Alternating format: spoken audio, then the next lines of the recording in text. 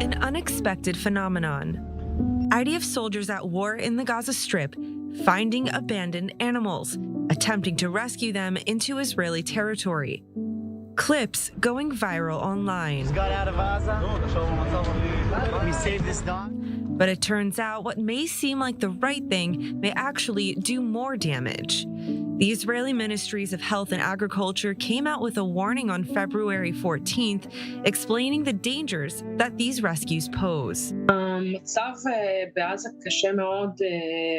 The situation in Gaza is very bad from the point of view of looking after and treating the animals. No vaccine, no treatment. It's possible that these animals have diseases we don't yet have in Israel. It's really a problem. These soldiers are extracting animals, goats, sheep, cows, camels, horses, donkeys, chickens.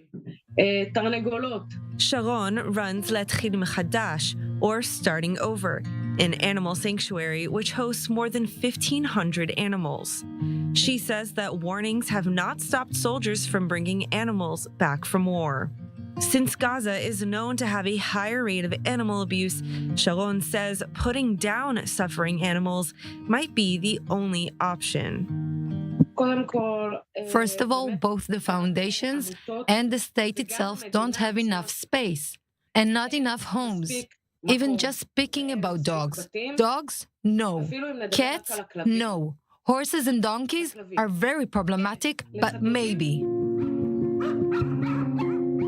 And in the shadow of all this are already overwhelmed or struggling animal shelters or boarding facilities, like this one in the Israeli southern town of Arad.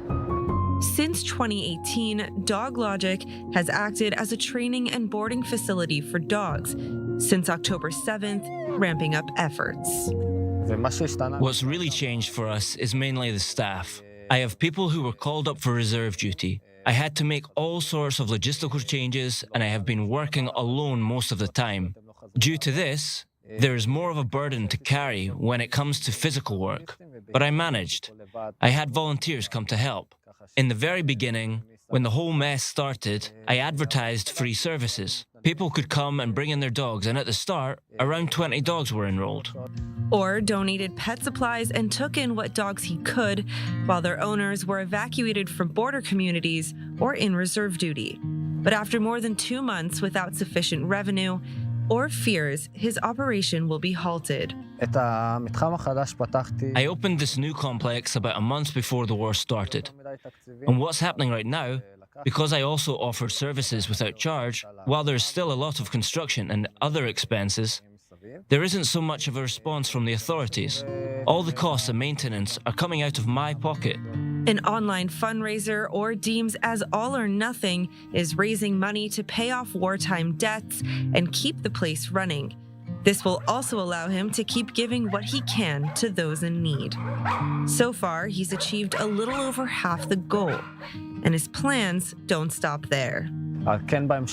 In the future, when the business will expand and bring more revenue, I do intend to restart donating to various organizations, to people in need and to soldiers. One of the things that I will expand is our unit for locating missing persons.